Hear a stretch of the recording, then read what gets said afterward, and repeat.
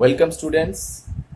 Periodic টেবিলে group 17 তার মধ্যে আজ যে টপিকটা পড়াবো সেটা হচ্ছে oxo acid and interhalogen compound. Okay, তো ফার্স্ট জানতে হবে, আচ্ছা গ্রুপ 17 মানে কি? আগের ক্লাসেও বলেছি গ্রুপ 17 এলিমেন্টস বলতে বোঝায় হ্যালোজেন এলিমেন্টস, মানে fluorine, chlorine, bromine, iodine.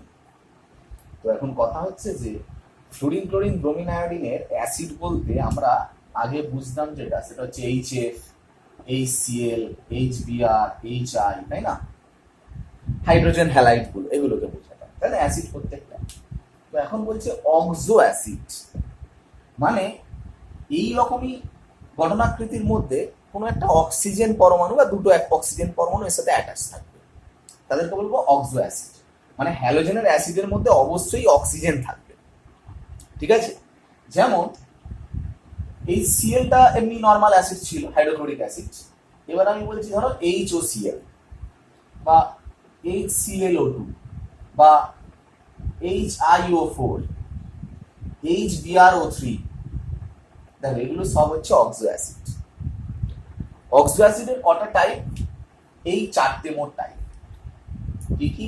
HOX, X গুলো হ্যালোজেন, ঠিক আছে? HXO2, HXO3, HXO4, মানে এক্স এর জায়গায় তুমি যে কোনো হ্যালোজেন বসাতে পারো। নামগুলো কি? এটা সাধারণত হাইপোহ্যালাস অ্যাসিড, হ্যালাস অ্যাসিড, হ্যালিক অ্যাসিড, পারহ্যালিক অ্যাসিড। এবার এই নাম যে বলছি এটা যেমন পারহ্যালিক অ্যাসিড বলছি, তাই না? HXO4 কে আমি বলছি পারহ্যালিক অ্যাসিড। এবার তুমি যদি এখানে X এর জায়গায় তুমি Cl বসাও, এর নাম হবে পারক্লোরিক অ্যাসিড। যদি Br বসাও, পারব্রোমিক অ্যাসিড, ঠিক আছে? ওই জন্য হ্যালিক বলা হয়। তো নামের জেনারেল ফর্মুলাগুলো এগুলো মনে রাখতে হয়। তো এখন কথা হচ্ছে এই যে অক্সো অ্যাসিডগুলো আছে তার মধ্যে আবার ফ্লুরিন কিন্তু শুধুমাত্র এই অক্সো অ্যাসিডটা ফর্ম করতে পারে। তারও রিজন আছে, কারণ এই অক্সো অ্যাসিডই একমাত্র দেখো এই স্ট্রাকচার হয়, সেখানে হ্যালোজেনটা একটাই বন্ড করতে পারে, এই স্ট্রাকচার।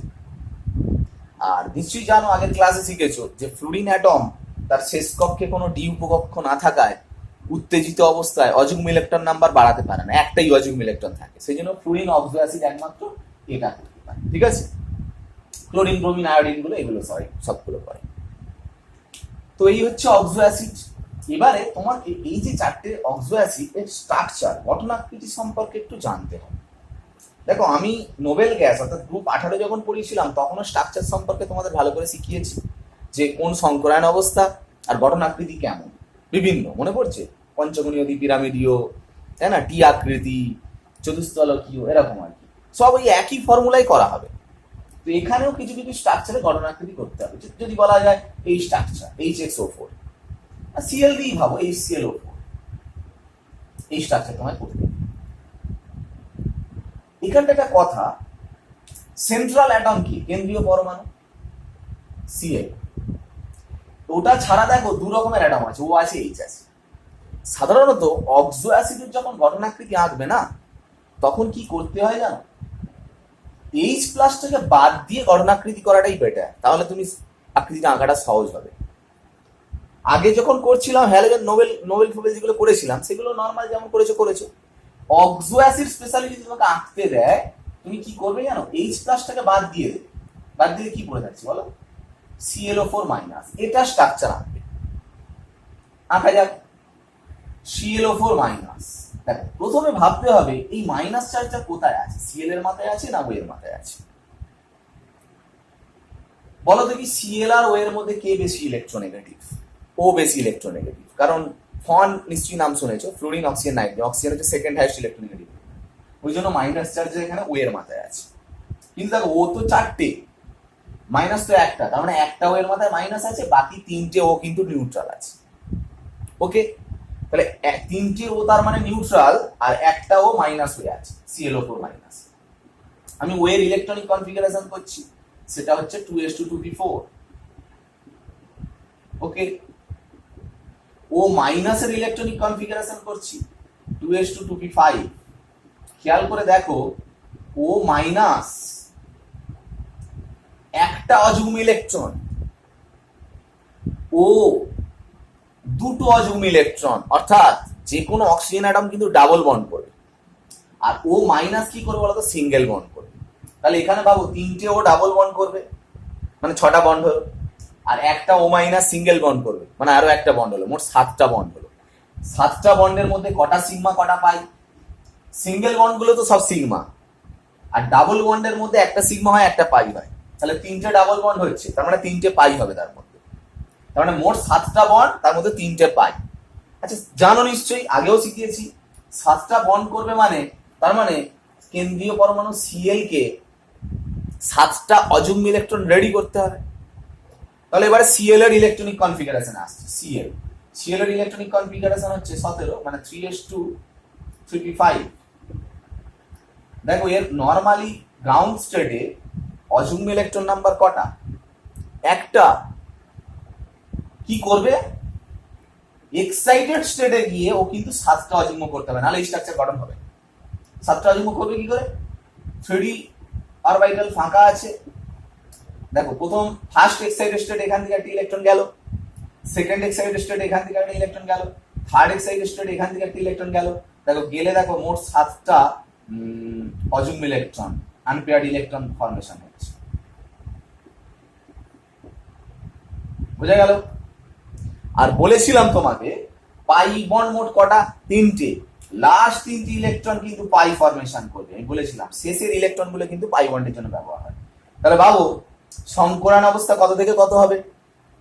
এইখান থেকে এই পর্যন্ত নয়, কিন্তু পাই বাদে বলেছিলাম সংকরণ অবস্থা, মনে পড়ছে? তাহলে সংকরণ অবস্থা হবে এখান থেকে এত পর্যন্ত, লাস্ট 3টে পাই বাদ দিয়ে। তাহলে সংকরণ অবস্থা কি হচ্ছে? একটা এস 3টে পি, কি সংকরণ হচ্ছে? sp3। sp3 মানে সঙ্গে সঙ্গে সিএল দিয়ে স্ট্রাকচার কিরকম হবে? এরকম চতুস্তলকীয় হবে, মনে পড়ছে? ছবি দিয়েছিলাম। কোনো লোন পেয়ার আছে কিনা দেখে নাও, দেখো লোন পেয়ার নেই। লোন পেয়ার থাকলে কোনো একটা লোন পেয়ার হতো, লোন পেয়ার নেই, নিঃসঙ্গর জোন নেই।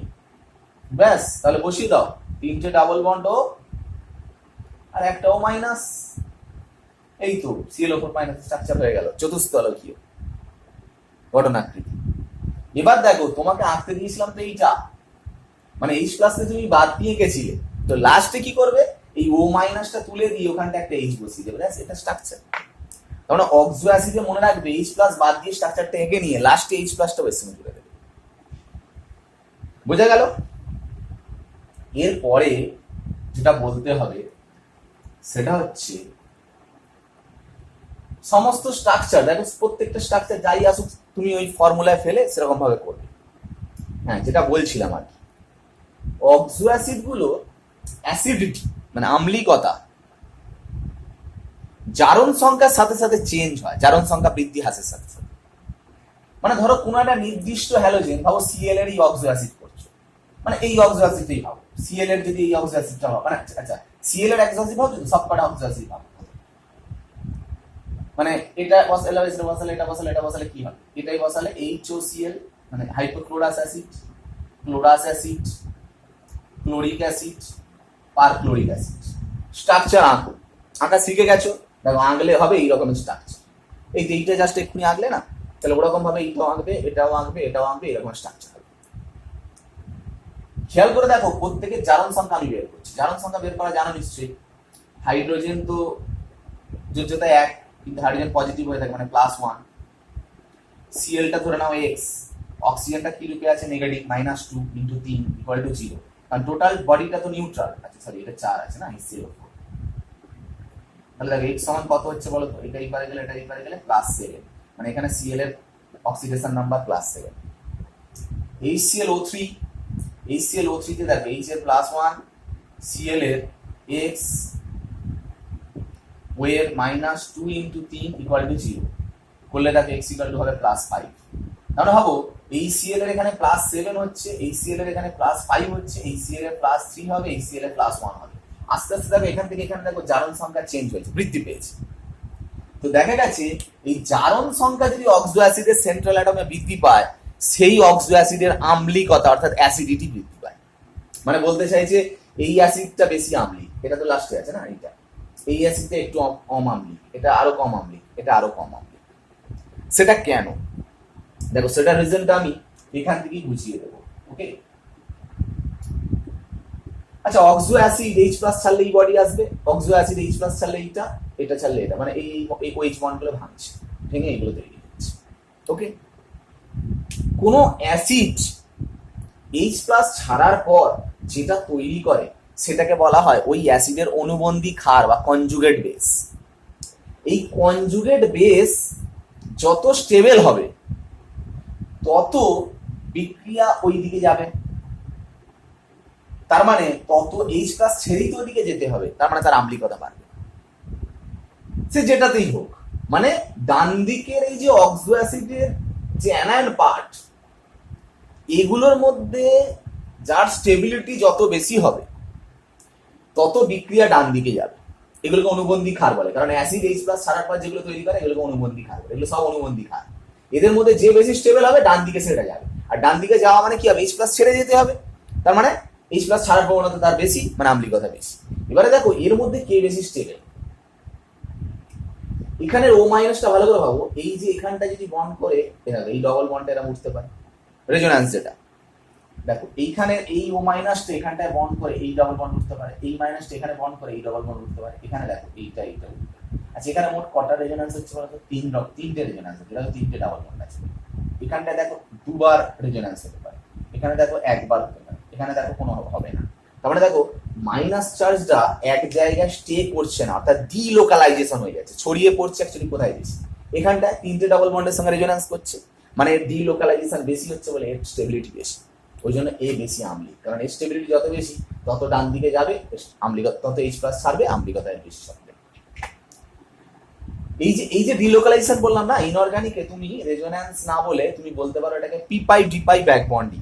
তার কারণ এই যখন এই মাইনাস চার্জ এখানটায় পড়ে এইটা যখন উঠছে তখন কি হচ্ছে, এইখানটা যে বন্ড ফর্মেশন হচ্ছে এর পি অরবিটালের সাথে ডি অরবিটাল ওভারল্যাপিং হয়, সেই জন্য এটাকে পি পাই ডি পাই ব্যাক বন্ডিং বলতে পারো। ঠিক আছে, তো এই হচ্ছে অ্যাসিডিটি বৃদ্ধি পেলো। তোমাকে যদি শর্ট কোশ্চেন হিসাবে দেয় যে কার অ্যাসিডিটি বেশি, তুমি জারণ সংখ্যা বের করে দেখে নেবে, বা এমনি তো বুঝতে পারছো যে 2, 3, 4 জারণ এখান থেকে একটু আম্লিকতা বাড়ছে, কেন বললে এই ব্যাখ্যা দেবে। এবার কি না মানে পার্টিকুলার কোনো একটা অক্সো অ্যাসিড নেব, মানে এই চারটের মধ্যে হ্যালোজেন গুলো শুধু চেঞ্জ করো, মানে এইটা ভাবো HOX, শুধু হ্যালোজেন গুলো চেঞ্জ করো। একটা ধরো HOCl নিলাম, একটা HOBr নিলাম, একটা HOI নিলাম, ফ্লোরিনটা নিচ্ছি না। আচ্ছা, একটা কথা বলো তো দেখি, H প্লাস ছাড়ে কারা, কিভাবে, এই OH বন্ড ভেঙে যায়। ওকে, এখানে কিন্তু হ্যালোজেন গুলো চেঞ্জ, এখানে কিন্তু জারণ সংখ্যা সবার সেম হবে, একই অক্সো অ্যাসিড, তো অক্সো অ্যাসিড চেঞ্জ হলে জারণ সংখ্যা চেঞ্জ, এখানে জারণ সংখ্যা সেম, শুধু হ্যালোজেন গুলো আলাদা আলাদা। এখানটা কিভাবে অ্যাসিডিটি বা আম্লিকতার ব্যাখ্যা দেবে দেখো ভালো করে। এখানটা যেটা ব্যাখ্যা হবে, Cl Br I এর মধ্যে কিন্তু Cl বেশি ইলেকট্রোনেগেটিভ। হ্যাঁ, এটা ঠিক, Cl Br I এর থেকে আবার O বেশি ইলেকট্রোনেগেটিভ, মানে বলতে চাইছি ও কিন্তু বেশি ইলেকট্রন এদিকে ওই দিকে সরে যাবে। এবার কথাটা হচ্ছে OBr OCl আর Y এর মধ্যে কোথায় বেশি সরবে। দেখো এই O আর Cl এর মধ্যে কিন্তু এখানে হাড্ডাহাড্ডি লড়াই হচ্ছে, মানে ও ইলেকট্রোনেগেটিভ বেশি হলেও Cl কিন্তু অনেকটা বেশি ইলেকট্রোনেগেটিভ, হাড্ডাহাড্ডি লড়াই মানে ও টানলেও কিন্তু অতটা বেশি টানতে পারবে না, মোটামুটি একটা টান। কিন্তু এখানে Br আর O এর মধ্যে ও অনেক বেশি ইলেকট্রোনেগেটিভ, ও অনেকটা নেগেটিভ। I এর ক্ষেত্রে তো I এর থেকে ও এর অনেক বেশি ইলেকট্রোনেগেটিভ, মানে ও কিন্তু অনেকটা নেগেটিভ। তাহলে এবারে ভাবো কোন ওয়েরটার ইলেকট্রন ডেনসিটি বেশি হচ্ছে বলো। এখানে দেখো ওয়ের ইলেকট্রন ডেনসিটি বেশি হচ্ছে, কারণ অনেকটা সরে গেছে, আর এস অনেকটা সরে গিয়ে ইলেকট্রন ডেনসিটি বেশি বলে ও কি করবে জানো, এই ওএইচ বন্ড থেকে কিন্তু ইলেকট্রন বেশি টানবে না। কিন্তু এখানে উল্টোটা হবে, ও কিন্তু ওএইচ বন্ড থেকে ইলেকট্রন টানবে, তখন কিন্তু এই বন্ডটা তাড়াতাড়ি ভেঙে যাবে, ওই জন্য এখানে H প্লাস ছাড়বে তাড়াতাড়ি, অর্থাৎ আম্লিকতা কিন্তু এটা বেশি হবে। বোঝা গেছে? এই হচ্ছে টোটাল অক্সো অ্যাসিডের ব্যাপার। এরপর যেটা করাবো সেটা হচ্ছে ইন্টার হ্যালোজেন। ইন্টার হ্যালোজেন কি, দুটো হ্যালোজেনের বা তিনটে হ্যালোজেনের মিক্সচারে তৈরি যে কম্পাউন্ড তাকে বলবো ইন্টার হ্যালোজেন। যেমন ClF3 দেখো এই যৌগে দেখো দুটো হ্যালোজেন মিশে আছে, IF7 দেখো দুটো হ্যালোজেন মিশে আছে, এগুলো সব ইন্টার হ্যালোজেন। তুই বলবি ইন্টার হ্যালোজেনের কটা টাইপ, দেখো এখানেই লেখা আছে XX', XX'3, XX'5, XX'7। কেন হলো নিশ্চয়ই জানো, এক্ষুনি দেখালাম সিএল এর ইলেকট্রন বিন্যাস করে। আগের ক্লাসেও দেখিয়েছি সিএল এর এমনি অযুগ্ম ইলেকট্রন একটা থাকে। প্রথম উত্তেজিত অবস্থায় ইলেকট্রন ট্রান্সফার হয়, অযুগ্ম ইলেকট্রন হয় 3টে। তারপরে দ্বিতীয় উত্তেজিত অবস্থায় ট্রান্সফার হয় 5টা, তৃতীয় উত্তেজিত অবস্থায় ট্রান্সফার হয় 7টা, এর বেশি আর হয় না। তার মানে হ্যালোজেন এই 4 রকম অযুগ্ম ইলেকট্রন তৈরি করতে পারে, ফ্লুরিন পারে না একমাত্র। তো সেই জন্য ওই হ্যালোজেন গুলো একজনের সঙ্গে যুক্ত হতে পারে, 3 জনের সঙ্গে, 5 জনের সঙ্গে, 7 জনের সঙ্গে, হ্যালোজেনের সাথে। ওই জন্য একজনের সঙ্গে যুক্ত হলে এরকম একটা যৌগ যদি বলি ICl, দেখো আই একটা হ্যালোজেনের সঙ্গে যুক্ত হয়েছে। 3 জনের সঙ্গে যুক্ত হয়েছে, আমরা একটা উদাহরণ বলি ClF3। 5 জনের সঙ্গে যুক্ত হয়েছে যদি বলি BrF5। 7 জনের সঙ্গে যুক্ত হয়েছে যদি বলি IF7। হ্যাঁ, এখানে 7 অযুগ্ম মানে 7টা সিঙ্গেল বন্ড করবে, এই নয় ডাবল বন্ড করলে কিন্তু বন্ড কমে যাবে। এখানে তো হ্যালোজেন, দুটোই তো হ্যালোজেন, এখানে আর ভাবার কিছু নেই। আমি তো ইন্টার হ্যালোজেন পড়াচ্ছি, ইন্টার হ্যালোজেনে দেখো এইগুলো যেগুলো আছে সবাই তো একটা করে সিঙ্গেল বন্ড করবে, তাতে ভাবনার কিছু নেই, এই রকমই হবে 1 3 5 7। বোঝা গেল? তো ওই জন্য এটাকে বলবো XX ড্যাশ, এটাকে বলবো XX ড্যাশ 3, এটা XX ড্যাশ 5, এটা XX ড্যাশ 7। ওকে, এবার যেটা বলবো সেটা হচ্ছে এর আবার গঠনাকৃতি। যে কোনো গঠনাকৃতি দিতে পারি, একইভাবে করবে। ClF3 গঠনাকৃতি সেম কিভাবে করবে, ফ্লুরিনের ইলেকট্রনিক কনফিগারেশন করে দেখে নেবে কটা অযুগ্ম করছে, 3টে অযুগ্ম হবে। Cl সেই কটা অযুগ্ম করবে, করে দেখে নেবে, সংকরায়ন বুঝবে, আগের সব থিওরি ফলো করে দেখবে আকৃতি হবে টি আকৃতি, sp3d সংকরায়ন। ঠিক আছে? তো এইরকম আসতে পারে। আচ্ছা, এবারে আরেকটা আমি টাইপ স্ট্রাকচার আমি তোমাকে দেব, যেটা হচ্ছে একটু মাইনাস বা প্লাস চার্জ থাকলে কিরকম স্ট্রাকচার হতে পারে। যেমন একটা উদাহরণ দিচ্ছি, দেখো ICl4 মাইনাস, ভালো করে দেখো ICl4 মাইনাস, এই ধরনের মানে মাইনাস প্লাস ওয়ালা থাকলে কিরকম হবে স্ট্রাকচার। সেই একইভাবে ভাবো মাইনাসটা কোথায় থাকবে, যে মোস্ট ইলেকট্রোনেগেটিভ এলিমেন্ট তার মাথায়। I আর Cl এর মধ্যে কে বেশি ইলেকট্রোনেগেটিভ? Cl। তাহলে মাইনাসটা Cl এর মাথায় থাকবে, তাই তো? কিন্তু এখানটা আবার একটা ব্যতিক্রম হয়ে গেল। কি ব্যতিক্রম? Cl যদি মাইনাস যদি Cl এর মাথায় থাকে, Cl এর ইলেকট্রন বিন্যাস 3s2 3p5, আর Cl মাইনাসের ইলেকট্রন বিন্যাস 3s2 3p6। তার মানে Cl মাইনাসের দেখো কোনো অযুগ্ম ইলেকট্রন থাকছে না। তাহলে বন্ড করবে কি করে? O মাইনাস, একটু আগে যে মাইনাসটা বলছিলাম ও এর মাথায় O মাইনাস হলে দেখো একটা অযুগ্ম ইলেকট্রন থাকছে, একটা অন্তত বন্ড করবে। কিন্তু Cl এর মাথায় মাইনাস হলে সে তো বন্ডই করতে পারবে না।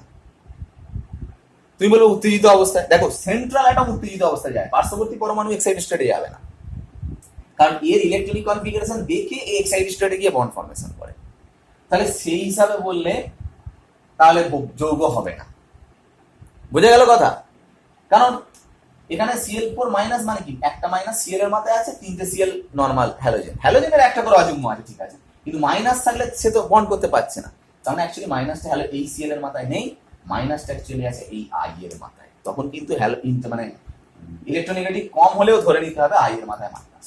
তাহলে দেখো ধরে নিচ্ছি ICl4 মাইনাসে I এর মাথায় মাইনাস। তাহলে ইলেকট্রনিক কনফিগারেশন করো, I এর ইলেকট্রন কনফিগারেশন হচ্ছে 5s2 5p5, I মাইনাসের হচ্ছে 5s2 5p6। 5s2 5p6 মানে এই ইলেকট্রনিক কনফিগারেশন, 5টি ফাঁকা। ওকে, কটা Cl এর সঙ্গে যুক্ত হয়েছে? 4টে Cl, মানে এখানে কিন্তু মাইনাস তো I এর মাথায়, 4টে Cl মানে 4টে অযুগ্ম লাগবে। এখান থেকে এক্সাইটেড স্টেটে এখানে গেল একটা অযুগ্ম, দুটো অযুগ্ম হলো, এখান থেকে এক্সাইটেড স্টেটে এখানে গেল 4টে অযুগ্ম হলো। এখানে কোনো পাই বন্ড নেই, মানে সংকরায়ন হবে দেখো এখান থেকে এই পর্যন্ত, মানে sp3d2 sp3d2, লোন পেয়ার দুটো। তাহলে কিরকম আকৃতি হয়? sp3d2 হলে I হবে, 4টে Cl বসবে। sp3d2 তে কি হয়? লোন পেয়ার গুলো কি বলতো ওপর নিচে বসে, এই ওপর নিচে বসাবে, এই হচ্ছে আকৃতি। আর মাইনাস চার্জটা I এর মাথায় দিয়ে দেবে, যেহেতু I এর মাথায় আছে। ওকে, লাস্ট পড়া হ্যালোজেন আর ইন্টার হ্যালোজেনের মধ্যে কে বেশি রিঅ্যাক্টিভ। মানে আমি যদি বলি I2 আর ICl এর মধ্যে কে বেশি রিঅ্যাক্টিভ।